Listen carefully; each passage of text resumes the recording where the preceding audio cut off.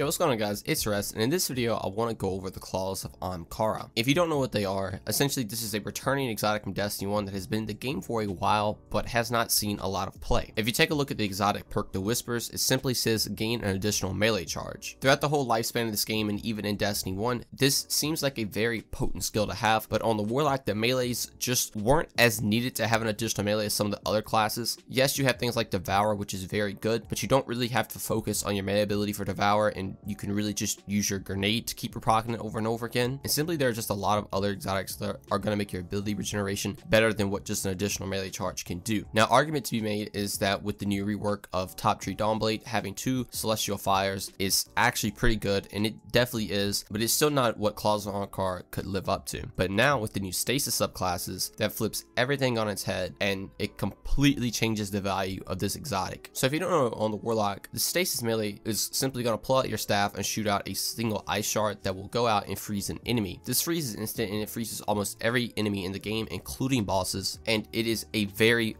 powerful melee, not only in PvE but in PvP as well, because in PvP it is also an insta freeze and it makes everybody immobile. Now, on top of the new stasis subclasses, you have your Fragments as well to help buff things like increased weapon damage when you freeze a target. So now you have essentially 2 charges of increased weapon damage whenever you need it, and you also just have the freeze on demand 2 times whenever you need it. Pairing this with some other things like Traveler's Chosen or some Charge with Light mods, you're going to be able to have 100% uptime on your melee, especially in PvE pretty much all the time. In PvP, it's very nice to have that second additional melee while you're waiting for the other one to recharge, but also ability regeneration builds will work in PvP as well if you can stack a lot of kills up. Stasis has pretty much changed melee up for the Warlock in a huge way and has made melee builds extremely possible, and there are going to be a lot of exotics that are going to see a ton of play now based on melee damage, and Claws of Ahamkara are just the start. It's a nice base upgrade just to have an additional melee, and you cannot go wrong with it. So as an overall review, like I said, in PvE you have 2 freezes that are going to instantly freeze any target you shoot, give you bonus damage if you have the right fragment selected, and you're going to be able to just constantly get this charge back and freeze everything. But in PvP, you're also going to have 2 additional charges that are going to allow you to freeze any rusher coming at you or a super, and you're pretty much always going to have a charge when you need it if you're playing it correctly and not just spamming them everywhere. I would now rate this exotic as being one of the best on the Warlock, and I highly recommend you try it out and see for yourself. But thank you all so much for watching this video,